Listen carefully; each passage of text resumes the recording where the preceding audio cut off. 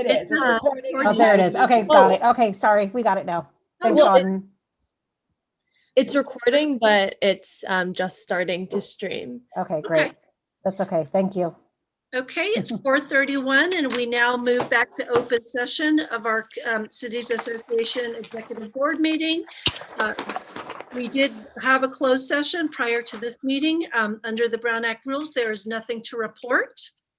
And so I move to our consent agenda. We have 4 items on consent. And so would anyone, well, first let me take public comment. Roland, would you like to speak to anything on consent? I don't see your hand raised, and so I look to the board. Would you like to make a motion for approval? So moved. Okay, that's Chappie. A second, please. Second. Okay, I heard Rich and then Auden.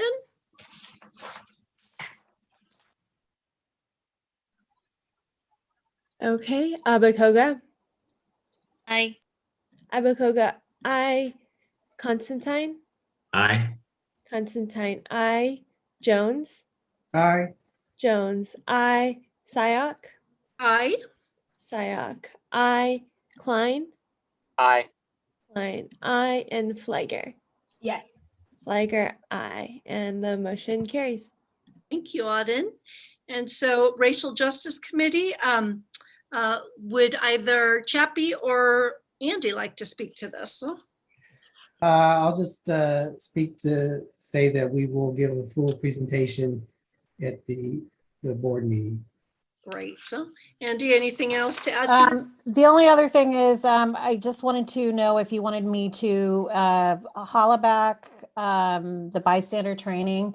You can sign up online and attend their free trainings, but you had given me indication that you were interested in having our own training. It looks like a training for a nonprofit or an organization our size would be about $1,500. And I just wanted to know if you wanted me to investigate doing that. I don't think we would be able to have a training until the fall because they're so backed up. And so I wanted just to get some direction from you. If you would like me to look into that, we could have it, the training available to anybody in our cities then. Again, council members or whatever you would like to do. Would anyone like that? If so, if you could make it through a motion. I see no hand. Oh, yes, Margaret. So I did the training myself, which I thought was really helpful, and but it was like national, and I don't know, there are hundreds of people on there. So I do think would be good value to doing one specifically for us and our colleagues. And I'd be interested to see if there might be more interactive opportunity with the trainers too. So yeah, in that sense, I guess I'm interested in what the $1,500 will get us, but I would be supportive of doing one and offering it to our colleagues. Is that a motion? So I make the motion to, yes. So moved. And Nisa?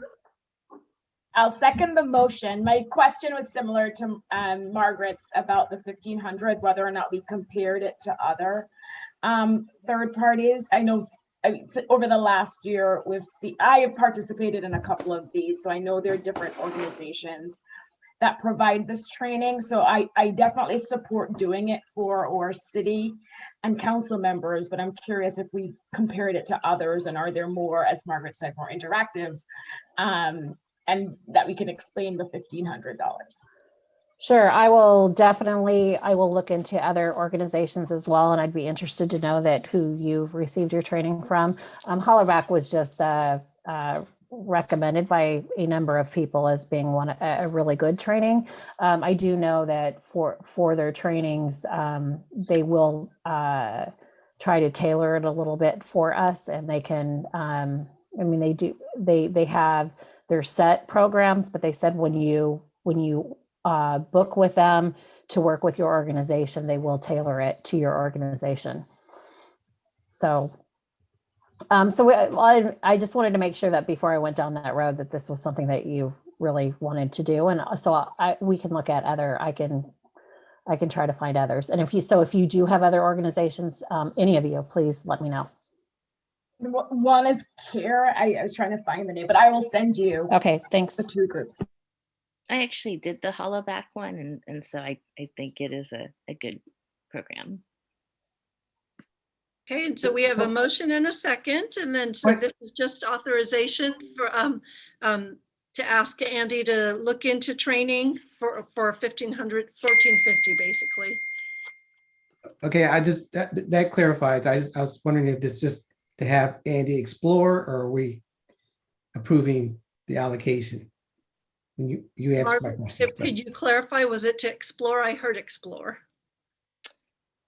Yes, I guess we'll modify it. Originally, it was just to do the 1500 or 1450 for Hollaback, but yeah, I think it's worth looking at what else is out there. So I mean, I would, I could even roll it into one and just say to do explore opportunity, what else is out there, but up to $1,450 allocated to a training program. Second. Okay, and then Audrey, could you just call the question? Do we need to take comment? Oh, I'm sorry. Yes, we do. And so anyone in the public who would like to speak to this? I see no hands raised, so I think the motion is ready to be called. Okay, great.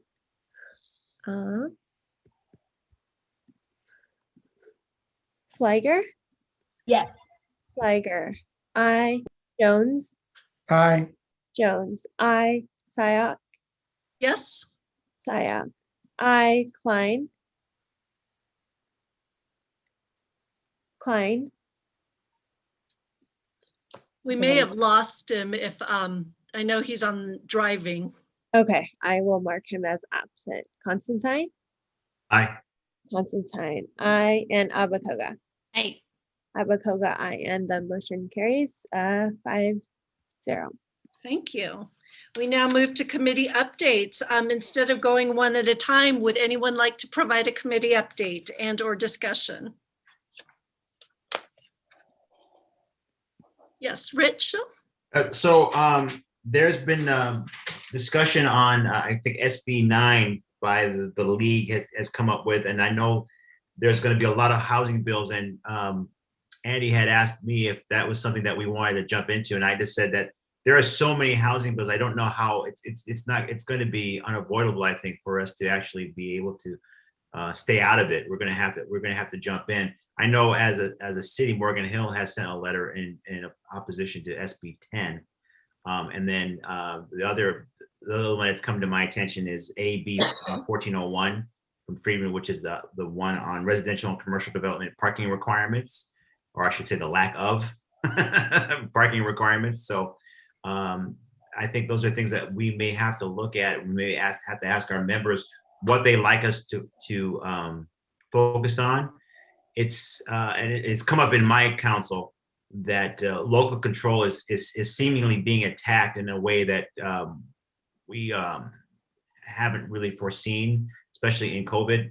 And I'm not sure really what the answer is going to be. I know that we've talked about not being always saying no, and to try to be more collaborative. We did that with 1091, which was the BTA board bill, but it's becoming more difficult, I think. So we're going to have to look at what we really want to focus on. But again, it's going to be, we're not going to be able to stay out of it. But I do know that my city and other cities have voiced concerns, especially as some of the bills that are more geared towards housing, that we're going to probably need to, as an association, focus on. Any thoughts, questions? I always look to Nisa to see if I'm going on the right track, but she's playing poker right now. She hasn't said, she didn't make a move. I was like, okay, I don't know if I'm on the right track here.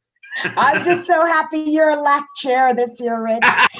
So my only concern is I know things are moving very quickly in Sacramento, especially with SB 9.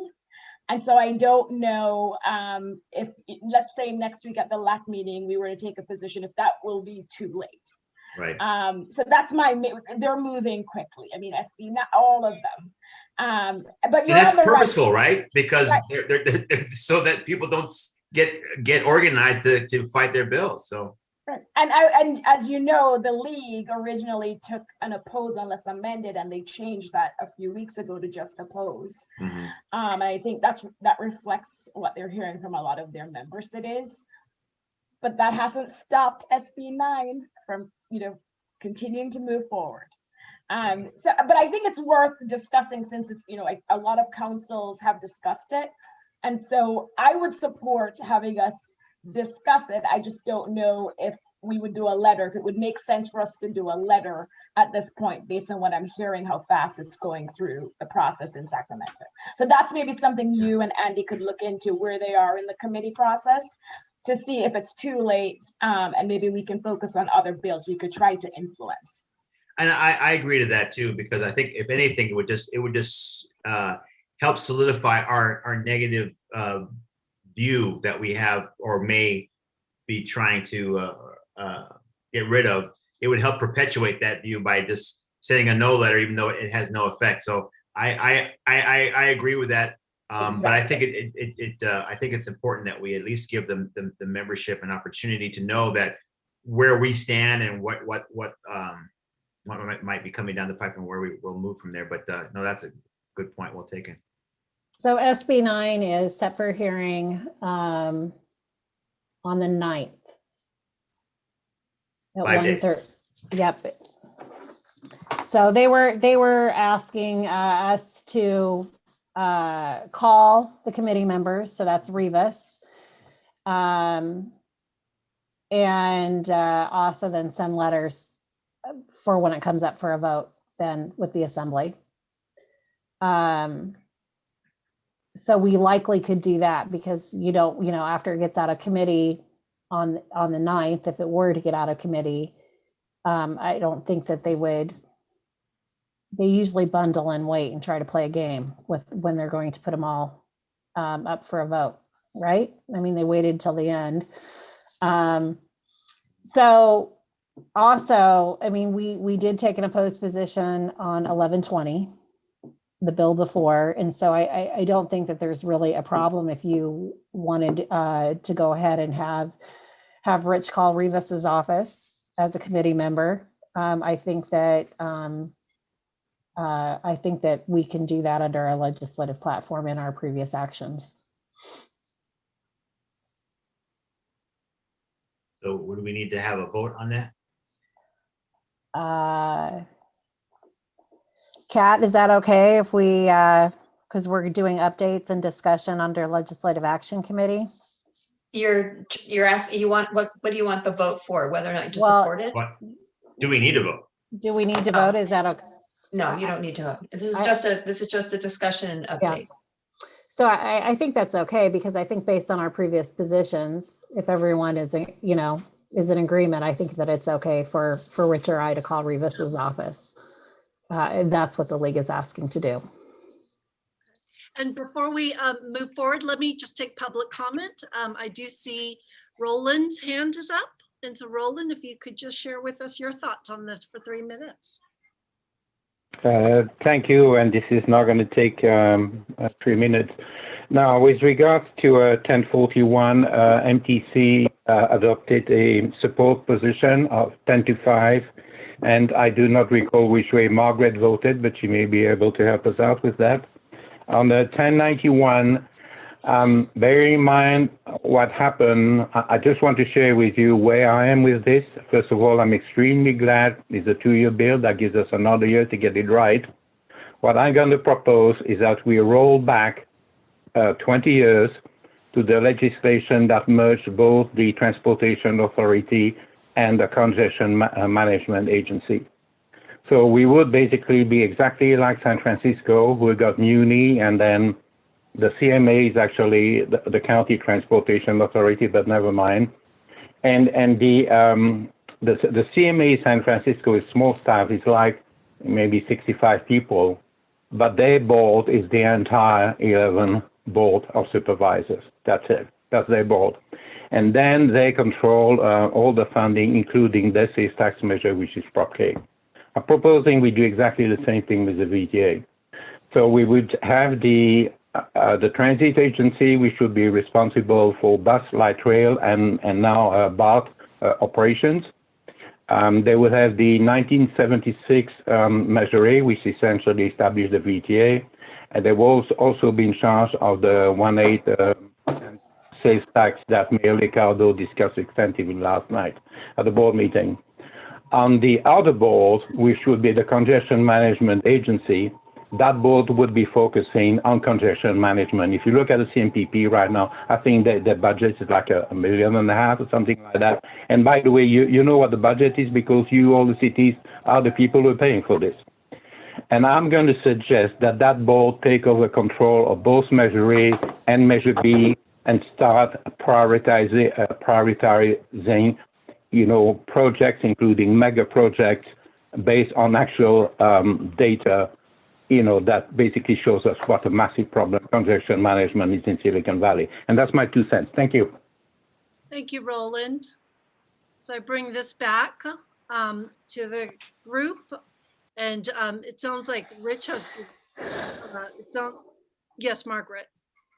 I just wanted to respond. I think Mr. LeBron was talking about SB 10 and my position at MTC. I actually abstained because at that time we as the Cities Association hadn't taken a position. So just wanted you all to just put that on record. Thank you. Okay, and then I know the question was asked for direction. Does Rich need a motion? No. No. Okay. Any other committee updates or discussion? Okay, seeing none, let's move to the June Board of Directors meeting. In the interest of time, Andy and I had a proposed agenda. And so any comments or changes to the agenda? Yes, Nisa? I don't know about the timing, Andy and Marika, but if possible, I would like 10 minutes just to go over the arena appeal process. ABAG presented it to the executive board a couple weeks ago.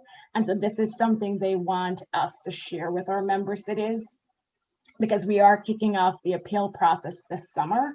And we want to make sure everybody understands the criteria and how the process will work. And I should quickly add that I will be on the committee hearing the appeals. So I'll be making lots of friends this fall. Yes, I am now on the ABAG committee that will hear all the appeals. Wow. And have to tell, yep.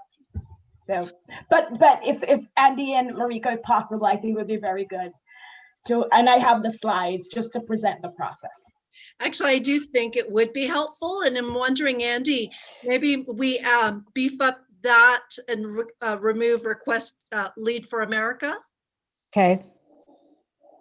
Would other people? And we'll put the appeal process kind of, Nisa will put your report kind of near the planning collaborative so that Paul and Josh are with us, and we'll have a plan. We'll just have a big old planning meeting. Housing. Okay, so then, and so I like bundling that. And so we're removing Lead for America, replacing it with RENA. Any other changes? Okay, and attendee, Roland, would you like to speak to this? Seeing none, could I have a motion for that change?